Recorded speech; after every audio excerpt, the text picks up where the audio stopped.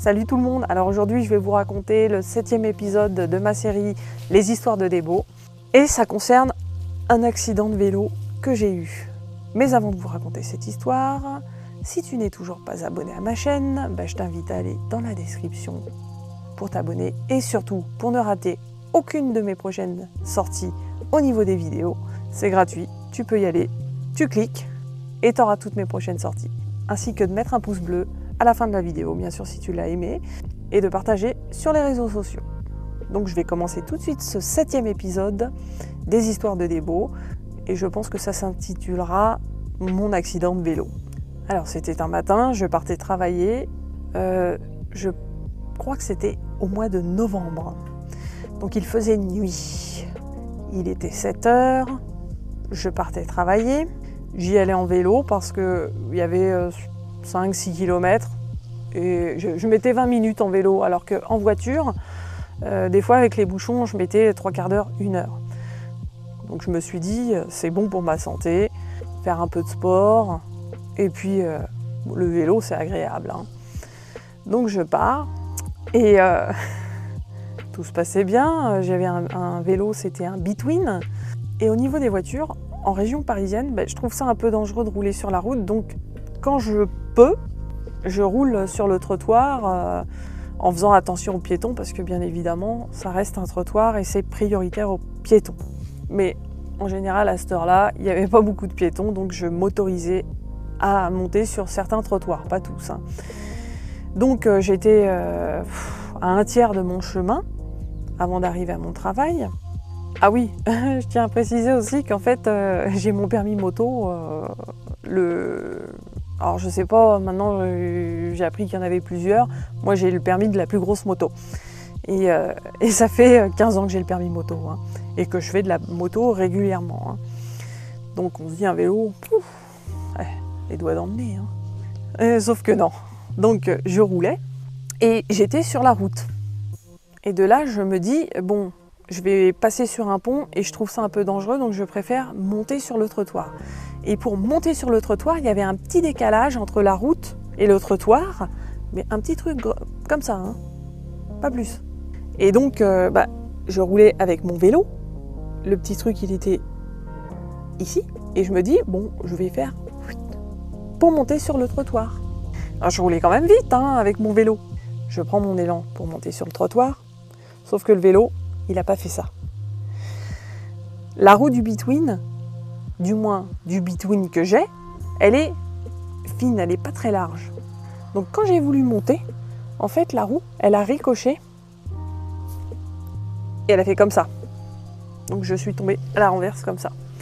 Avec ma jambe qui est restée sur le côté du vélo et qui s'est tordue sous le vélo en fait. Donc j'étais par terre. J'avais très très mal à la jambe. Je pleurais. Oui, je pleurais, je n'ai pas honte de le dire, parce que j'avais très très mal, je pleurais. Donc j'étais par terre au milieu de la route. Ah oui, alors je précise aussi, donc j'avais des vêtements jaunes fluo. Ah oui, forcément, j'étais amenée à travailler constamment sur la route, donc j'avais des vêtements jaunes fluo. Tout le monde me voyait.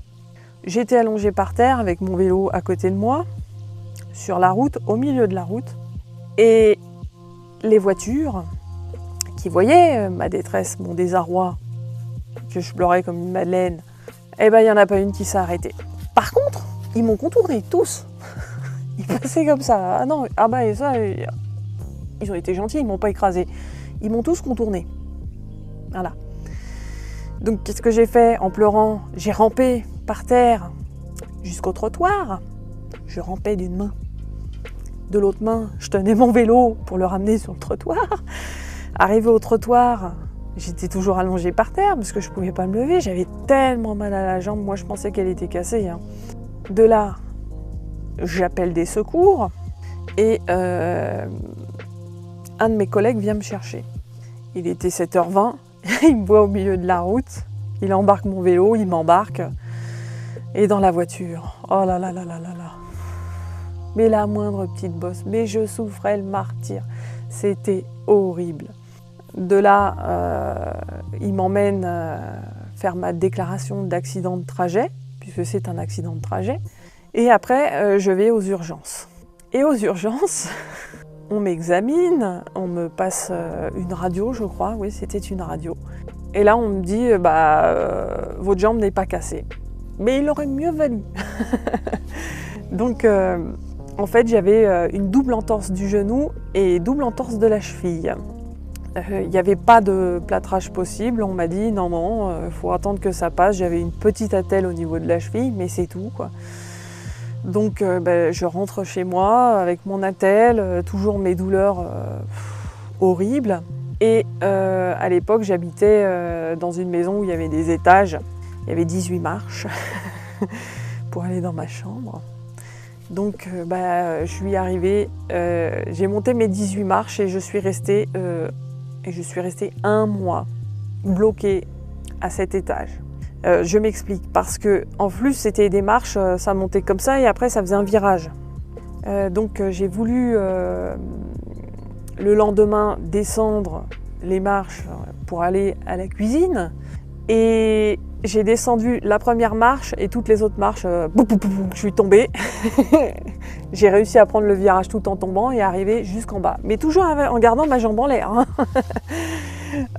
Donc je suis arrivée, je me suis fêlé le coccyx. et donc après j'ai remonté les marches et je les ai pas redescendues pendant 1 mois. Voilà. Donc ce qui fait que j'ai habité chez mes parents.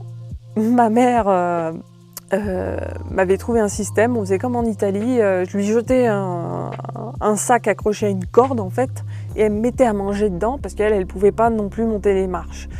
Et elle me mettait à manger dedans et je tirais la corde pour pouvoir avoir accès à de la nourriture, à de l'eau, enfin voilà, ce qui est nécessaire pour vivre. Et après j'ai commencé les séances de kiné au bout de 2 mois. J'ai fait 6 mois de kiné pour remettre ma jambe en place, les tendons, parce qu'en fait c'était les tendons, ils étaient tous détendus, surtout au niveau du genou, il y en avait un qui tenait un os sur le côté, enfin l'os il flottait, c'était épouvantable. J'ai eu 6 mois de séances de kiné et pour dire vrai, franchement je pensais que j'allais avoir des séquelles à vie et boiter toute ma vie. Parce que j'en voyais pas le bout. Et du coup, au bout de ces 6 mois de séance de kiné, ça s'est remis.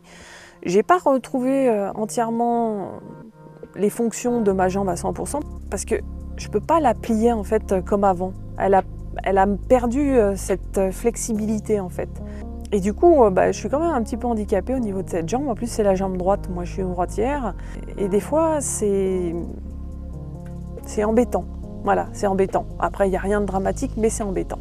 Donc voilà, c'était l'épisode numéro 7 de cette série Les Histoires de Débo. Comme d'habitude, si tu as aimé ma vidéo, n'hésite pas à mettre un pouce bleu, à partager sur les réseaux sociaux et à t'abonner à ma chaîne YouTube pour ne rater aucune des prochaines sorties de mes vidéos. N'hésite pas, hein, c'est gratuit. Clique. Et suite au prochain numéro.